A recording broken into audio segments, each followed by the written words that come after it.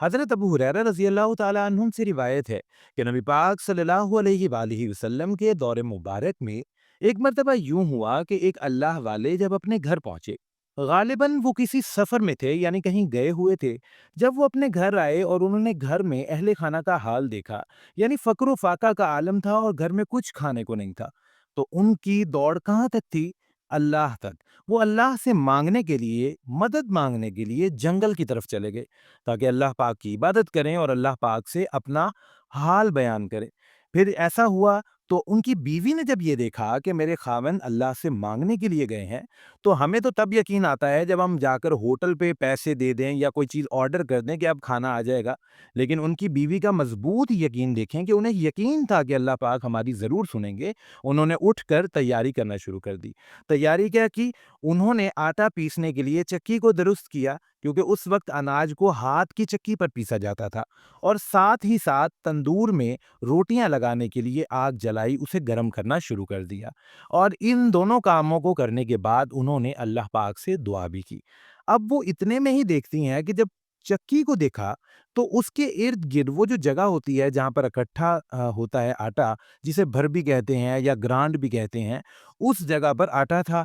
تو وہ ایک حیرانگی کی کیفیت آ گئی کہ یہ آٹا کہاں سے آیا؟ تو پھر جب وہ تندور کی طرف گئیں اور اسے دیکھا تو وہ بھی روٹیوں سے بھرا ہوا تھا، یعنی اس میں روٹیاں لگی ہوئی تھیں، پک رہی تھیں، اور جتنی لگ سکتی تھیں ساری لگی ہوئی تھیں، یعنی مزید اس میں جگہ ہی باقی نہیں تھی مزید روٹیاں لگانے کے لیے۔ جب یہ کیفیت دیکھی تو پھر تھوڑا سا انتظار کیا، یعنی تھوڑا وقت گزرا تو ان کے خاوند آئے، تو پھر انہوں نے اپنے خاوند کو سارا ماجرا بیان کیا۔ جب ان کے خاوند تعجب سے اس چکی کے پاس آئے تو انہوں نے اس چکی کو اٹھایا، یا عموماً اس کا جو اوپر والا حصہ ہوتا ہے اسے اٹھا کر دیکھا کہ یہ آٹا کہاں سے آ رہا ہے۔ پھر انہوں نے یہ کیفیت جا کر نبی پاک صلی اللہ علیہ وآلہ وسلم سے بیان کی کہ اس طرح یہ ماجرا، یہ واقعہ پیش آیا ہے۔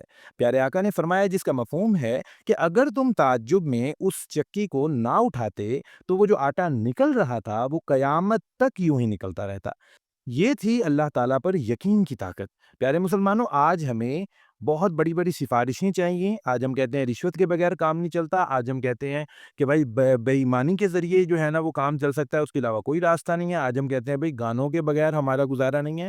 آج ہم کہتے ہیں کہ اس طرح کی چیزیں ہم کہتے ہیں کہ جو اسلام میں منع ہے، اسلام کے خلاف ہے، لیکن ان کے بغیر گزارا چل سکتا ہے۔